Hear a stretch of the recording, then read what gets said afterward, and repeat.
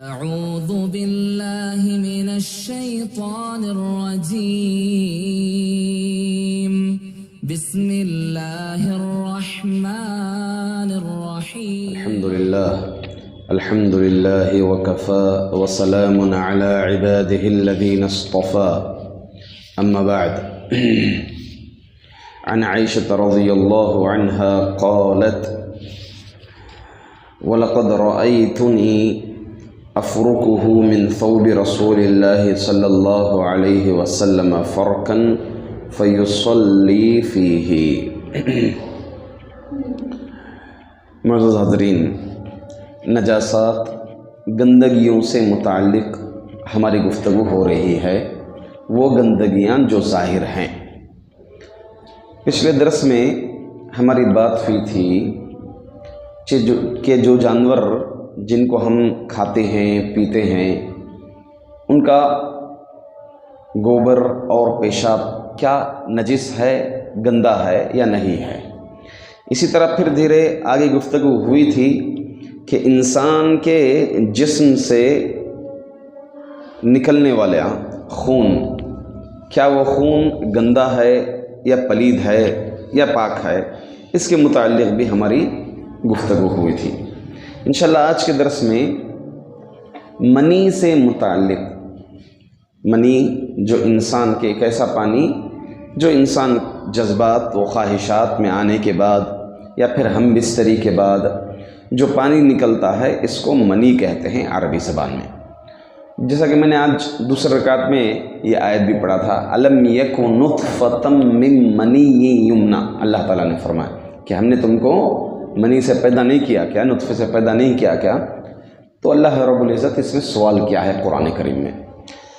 اب منی کے سلسلے میں کیا یہ پاک ہے؟ اب یہ الگ مسئلہ ہے کہ منی نکلنے سے غسل واجب ہوتا ہے، یہ مسئلہ الگ ہے، یہ مسئلہ الگ ہے، ٹھیک ہے؟ اس پر ہماری گفتگو ہوئے گی، غسل کا طریقہ کیا ہے آگے انشاءاللہ اس پہ گفتگو ہوگی۔ اب مسئلہ یہ ہے کہ منی بذات خود جو پانی ہے وہ اگر لگ جائے کپڑوں پر، وہ اگر لگ جائے ہاتھ پر، تو کیا یہ گندا ہے یا پھر پاک ہے؟ اس سلسلے میں ہماری انشاءاللہ آج گفتگو ہوئے گی۔ اس مسئلے میں علماء کے درمیان اختلاف ہے، اختلاف اجتہادی مسئلے میں۔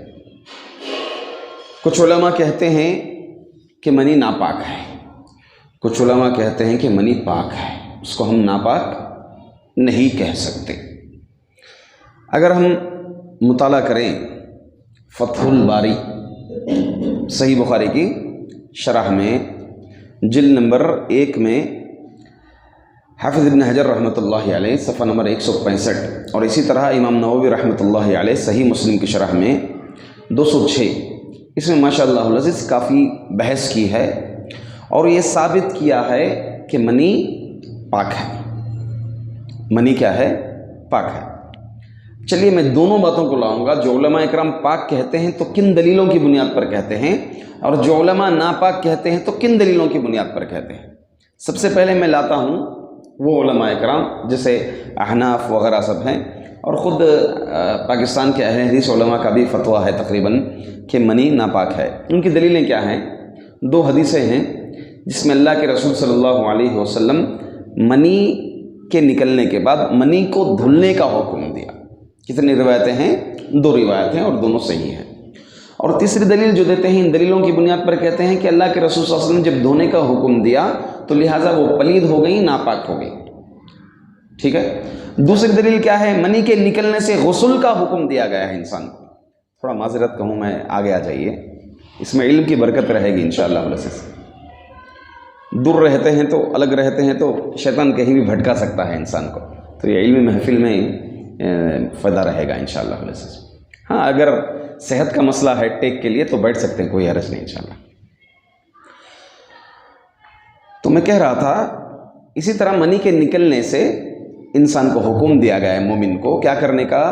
غسل کرنے کا۔ تو ان دلیلوں سے معلوم ہوتا ہے کہ منی کیا ہے؟ ناپاک ہے۔ یہ حناف، اسی طرح سے شوافع، اور اسی طرح سے بعض مالکین وغیرہ سب کا یہی قول ہے۔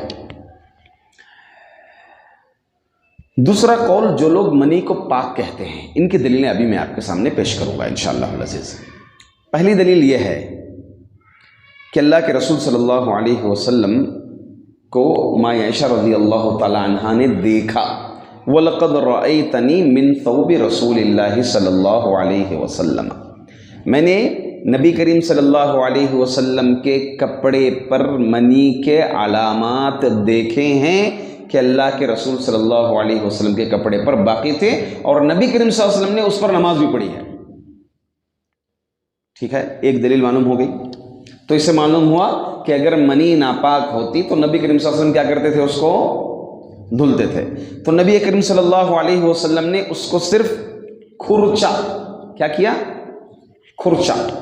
ایک روایت میں یہ ہے کہ اللہ کے رسول صلی اللہ علیہ وسلم سے پوچھا گیا منی کی نجاست کے بارے میں کہ کیا منی نجس ہے یا منی پاک ہے؟ تو اللہ کے رسول صلی اللہ علیہ وسلم نے کہا کہ منی تھوک یا نیٹ جو انسان کے ناک سے نکلتا ہے، تھوک جو انسان کے منہ سے نکلتا ہے، اسی کی طرح ہے، لہٰذا تم میں کا کوئی اگر دیکھ لے اس کو، اذخر گھاس، ایک گھاس کا نام ہے اذخر، اس گھاس سے تم پوچھ لینا، پھر سوکھنے کے بعد کیا کر لینا؟ کھرچ لینا، تو اس کی نجاست دور ہو گیا۔ تو کیا معلوم ہوا اس سے؟ کیا معلوم ہوا کہ اگر یہ ناپاک ہوتا تو جیسے پیشاب پر پانی بہانے کا حکم نبی اکرم صلی اللہ علیہ وسلم نے دیا ہے، ویسے ہی منی کو بھی دیتے، اور یہ دونوں حدیثیں صحیح ہیں۔ دونوں حدیثیں کیا ہیں؟ صحیح ہیں۔ اب تو جو علماء اکرام، اب رہا وہ دلیلیں جن میں اللہ کے رسول صلی اللہ علیہ وسلم دھونے کا حکم دیے ہیں، وہ کہتے ہیں علماء اکرام کہ وہ مستحب ہیں۔ اللہ کے رسول صلی اللہ علیہ وسلم نے جو حکم دیا وہ کیا ہے؟ مستحب ہے، یعنی دھونے سے ثواب ملے گا، نہیں دھونے سے کوئی حرج نہیں ہے۔ دلیلیں سامنے ہوئی، بات ہوئی۔ تو دونوں دلیلیں آپ کے سامنے ہیں۔ ایک دو دلیلیں یہ کہہ رہی ہیں کہ دھونا ہے، دو دلیلیں یہ کہہ رہی ہیں کہ نبی کریم صلی اللہ علیہ وسلم نے خود اس کو اذخر گھاس سے جو ہے پوچھا ہے، اور فرمایا ہے کہ اس کی مثال تھوک کی طرح ہے، جیسے تھوک کپڑے پر گر جاتا ہے یا نیٹ گر جاتا ہے، تو ویسے ہی جو ہے اس کا بھی حکم ہے، اس کو گھاس سے پوچھ لینا چاہیے۔ اب رہی جس میں غسل کا حکم دیا گیا ہے، وہ واجب نہیں بلکہ مستحب ہے۔ آخری بات، اس پر ہم انشاءاللہ العزیز کلوز کر دیں گے۔ علماء سعودی عرب فتویٰ، علماء اللجنہ الدائمہ، باقاعدہ طور پر ایک کمیٹی ہے، کبار علماء کرام بیٹھ کر فتویٰ یہ دیے ہیں کہ منی طاہر ہے، پاک ہے۔ آخری دلیل اس کی یہ ہے، حسی دلیل، آخری دلیل یہ کہیں کہ انسان کس سے پیدا کیا گیا؟ اللہ تعالیٰ نے فرمایا خلق الانسان من ماء دافق، خلق من ماء دافق، خلق من ماء دافق، گاڑے پانی سے انسان پیدا کیا گیا۔ ایک جگہ اللہ رب العزت سورۃ المرسلات میں کہا من ماء مہین، گاڑے پانی سے ہم نے انسان کو پیدا کیا۔ تو انسان، تقریروں میں کہتے ہیں، جملہ کہتے ہیں کہ انسان کو چاہیے تکبر کرنے سے پہلے، فخر کرنے سے پہلے اس کی حیثیت کیا ہے؟ اس کی حیثیت ایک پانی کا قطرہ ہے۔ تو معلوم ہوا کہ انسان کا جو ڈھانچہ ہے بنا کیسے ہے، وہ شروعات کیسے؟ اللہ تعالیٰ قرآن میں فرمایا کہ سب سے پہلے منی سے جو ہے، پھر جو ہے وہ ایک الگ ڈھانچے میں بدلی، پھر جسم آیا، پھر جو ہے انسان کی پیدائشی۔ اللہ رب العزت یہی تو اصل کیا ہے انسان کی؟ گاڑا پانی ہے تو کیا انسان ناپاک ہے؟ مسجد کے اندر نہیں آ سکتا ہے نا؟ اگر ناپاک ہے انسان تو مسجد کے اندر نہیں آ سکتا، نماز بھی نہیں پڑھ سکتا، مکمل ہر طرح سے جو ہے وہ ناپاک ہو گیا۔ جبکہ اللہ کے رسول صلی اللہ علیہ وسلم نے کہا ان المؤمن لا ينجس، مومن گندا نہیں ہے، ناپاک نہیں ہے، مومن پاک ہے۔ تو مجھے حافظ ابن حجر رحمۃ اللہ علیہ اور اسی طرح امام نووی رحمۃ اللہ علیہ سب بخاری اور مسلم کی احادیث کے سامنے رکھ کر کے آپ واضح کیے ہیں کہ منی جو ہے پاک ہے، اور علماء سعودی عرب لجنہ دائمہ کا بھی فتویٰ یہی ہے۔ تو منی انشاءاللہ العزیز پاک ہے۔ اگر منی گر جائے کپڑے پر تو عموماً لوگ کیا سمجھتے ہیں کہ انسان مثال کے طور پر رات میں مباشرت کیا، بیوی سے مباشرت کیا اور کپڑا پہن لیا ایسے ہی، تو پھر جو ہے اس کپڑے میں نماز نہیں ہوتی جب تک کہ اس کپڑے کو دھل لیا نہ جائے۔ یہ علماء احناف کے اندر ہے، جبکہ ایسی کوئی بات نہیں ہے، کہ انسان اس کو پوچھ لیتا بھی ہے تو کافی ہے۔ یہ شریعت کی نظر میں ناپاک نہیں ہے۔ ہم یہیں پر اپنی بات کو ختم کریں گے کہ انشاءاللہ العزیز منی پاک ہے۔ اللہ سے دعا ہے عن ثعلبہ ابی ثعلبہ رضی اللہ عنہ انہ سأل رسول اللہ صلی اللہ علیہ وسلم قال انا نجاور اہل الكتاب وهم يطبخون في قدورهم الخنزير ويشربون في آنيتهم الخمر فقال رسول الله صلى الله عليه وسلم إن وجدتم غيرها فكلوا فيها واشربوا وإن لم تجدوا غيرها فرحضوها أي اغسلوها بالماء وكلوا واشربوا رواه أحمد وأبو داود وغيرهما۔ معزز حاضرین، پچھلے درس میں ہم مزی اور ودی کے متعلق یہ جاننے تھے کہ کیا یہ نجس ہے، تو بعد دلائل سے ہمیں یہ معلوم ہوئی کہ مزی اور ودی نجس ہے، اگر کپڑوں پر گر جائے تو اس کا دھلنا چاہیے، اور اسی طرح سے اس کے نکلنے سے وضو ٹوٹ جاتا ہے، وضو دوبارہ کرنا پڑے گا۔ آج کے درس میں ہم انشاءاللہ جانیں گے کہ کیا شراب نجس ہے۔ مطلب یہ ہے کہ شراب تو نجس ہے، اس میں کوئی شک نہیں ہے۔ میں شروعات میں پہلے یا دوسرے درس میں نجس کی دو قسمیں بتایا تھا، ایک حسی اور ایک معنوی۔ حسی جو ظاہری ہو، محسوس کیا جاتا ہو، جیسے مشرکین ہیں، اللہ تعالیٰ نے فرمایا انما المشرکون نجس، کہ مشرکین نجس ہیں، تو کیا ان کو چھوئے تو ہاتھ دھلنا ضروری ہے؟ نہیں، یہ حسی نجس نہیں ہے بلکہ معنوی اعتبار سے نجس ہیں، گندے ہیں۔ تو کیا شراب کے سلسلے میں سوال یہی ہے کہ کیا شراب نجس ہے؟ تو نجس ہے، اس میں کوئی شک نہیں ہے۔ اللہ تعالیٰ نے صاف الفاظ میں قرآن میں فرمایا یا ایھا الذین آمنوا انما الخمر والمیسر والانصاب والازلام رجس من عمل الشیطان، فرمایا اے ایمان والوں، یقیناً شراب، جوا، یہ تمام چیزیں رجس ہیں، گندے ہیں، اور شیطان کے کاموں میں سے ہیں۔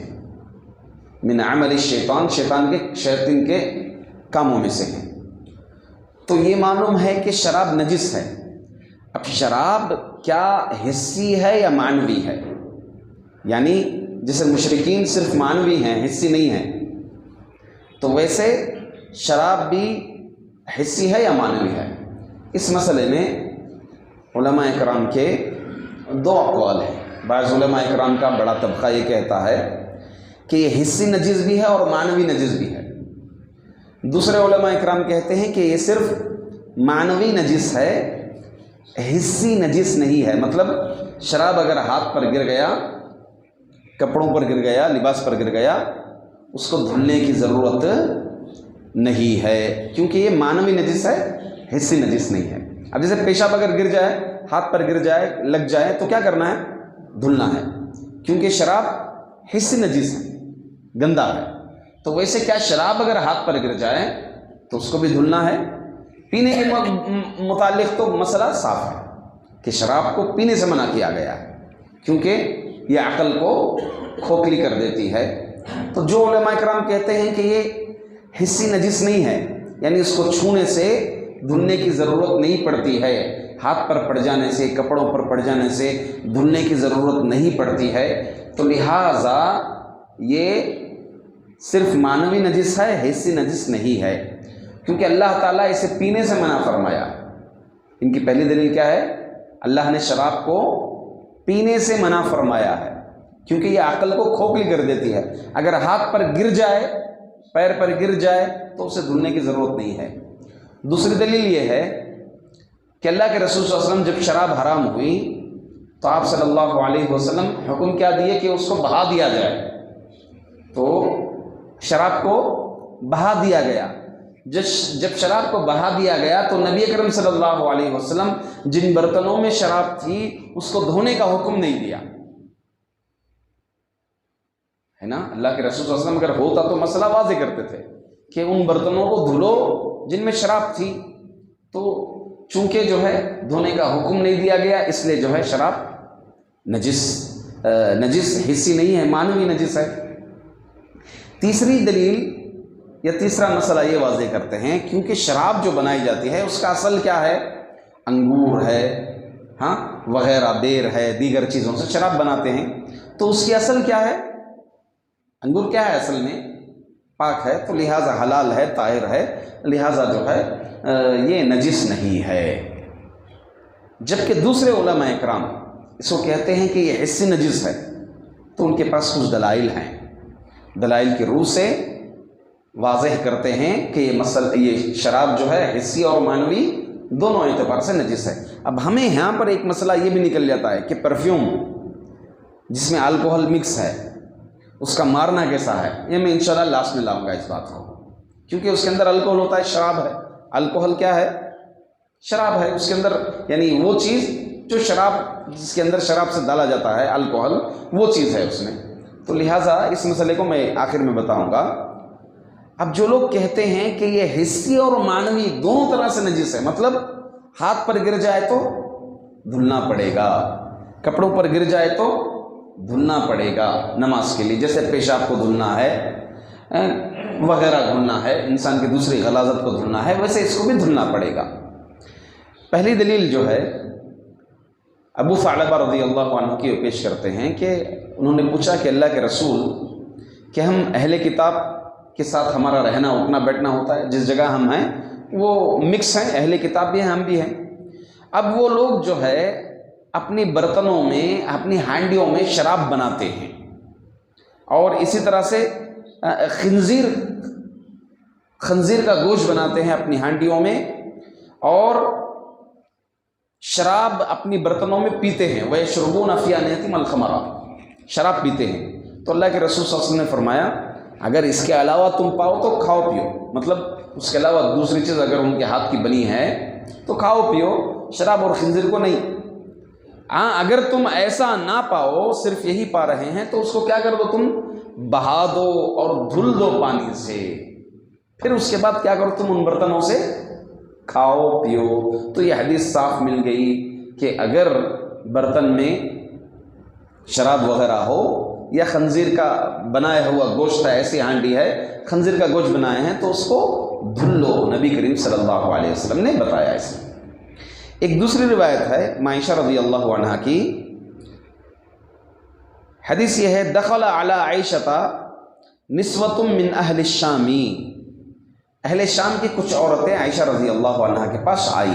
اہل شام سیریا، یہ ہو بہو آج سیریا ہے، شام کہتے ہیں، مگر پہلے شام کہنے سے کئی کنٹریاں آتی تھیں اس طرف کی، مصر، ایجپٹ وغیرہ سب شام میں، ملک شام کے اندر آتا تھا.